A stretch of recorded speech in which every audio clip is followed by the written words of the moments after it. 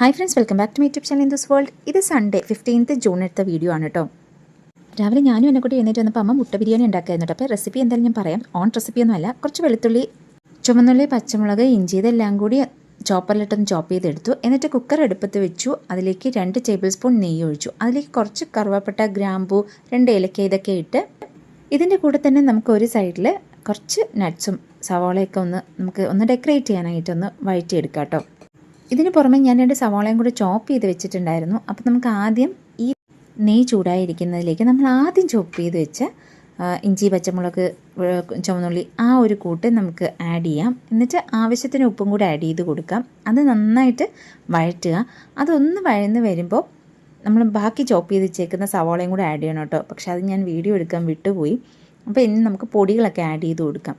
കുറച്ച് മഞ്ഞൾപ്പൊടി, മുളക് പൊടിയും പിന്നെ ബിരിയാണി മസാലയും കൂടെ നമ്മൾ ആഡ് ചെയ്ത് കൊടുക്കുന്നുണ്ട് കേട്ടോ. പക്ഷേ ശരിക്കും പറഞ്ഞാൽ ബിരിയാണി മസാല വേണ്ടാന്ന് തോന്നി. അതിൻ്റെ നമുക്കൊരു കുത്തൽ പോലെ ഫീൽ ചെയ്യുന്നുണ്ടായിരുന്നു. അതിന് പകരം നമുക്ക് വേണമെങ്കിൽ ഗരം മസാല ആഡ് ചെയ്ത് കൊടുക്കാം. അതാണ് കുറച്ചുകൂടെ ബെറ്റർ എന്ന് എനിക്ക് തോന്നി കേട്ടോ.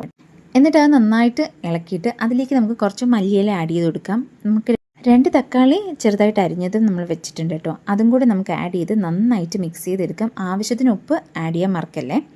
അപ്പം നമ്മൾ ഇടയ്ക്കിടയ്ക്ക് ഉപ്പ് ആഡ് ചെയ്യുന്നുണ്ട്, അത് വീഡിയോയിൽ എടുക്കാത്തതാണ്.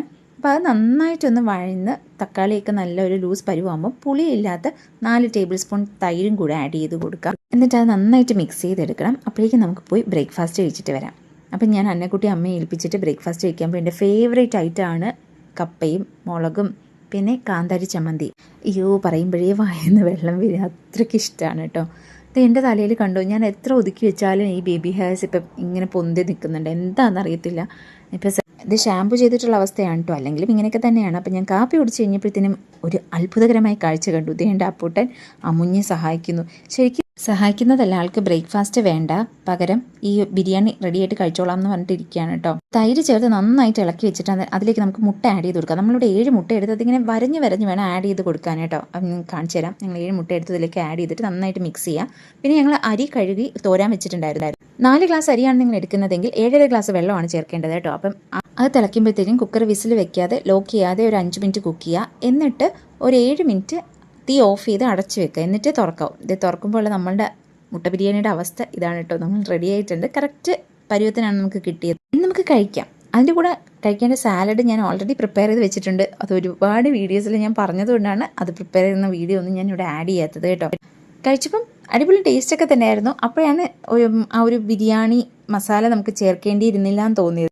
ശരിക്കും ഞങ്ങൾ ഇതൊക്കെ കഴിച്ചിട്ട് നമ്മൾ പുറത്ത് പോയി കുറച്ച് പർച്ചേസും കാര്യങ്ങളൊക്കെ ഉണ്ടായിരുന്നു. പോകാമെന്നൊക്കെ പറഞ്ഞ് റെഡി ആയപ്പോഴത്തേനും പേജ് മഴ, പുറത്തിറങ്ങാൻ നിവർത്തിയില്ല. 2 വീലറിലാണ് ഞാനും ശ്രീയും കൂടിയാണ് പോകാൻ ഉദ്ദേശിച്ചിരുന്നത്. പക്ഷേ ഞങ്ങൾ ആ ട്രിപ്പ് അങ്ങ് ക്യാൻസൽ ചെയ്തു. അങ്ങനെ ബിരിയാണി കഴിച്ച് റെസ്റ്റ് ചെയ്തതിന് ശേഷം ഈവനിങ് എൻ്റെ ഇയറിംഗ് കളക്ഷൻ വീഡിയോ എടുത്തു കേട്ടോ. അപ്പോഴാണ് എന്നെ ഹെൽപ്പ് ചെയ്തത്. അപ്പോൾ ഈ വീഡിയോ ഇത്രയേ ഉള്ളൂ. നിങ്ങൾക്ക് എല്ലാവർക്കും ഈ വീഡിയോ ഇഷ്ടമായെന്ന് വിചാരിക്കുന്നു. എൻ്റെ ചാനൽ ആദ്യമായിട്ട് ആരെങ്കിലും കാണുന്നെങ്കിൽ സബ്സ്ക്രൈബ് ചെയ്യാൻ മറക്കരുതേ. അപ്പോൾ അടുത്ത വീഡിയോയിലേക്ക് കാണുന്നവരെ ബൈ.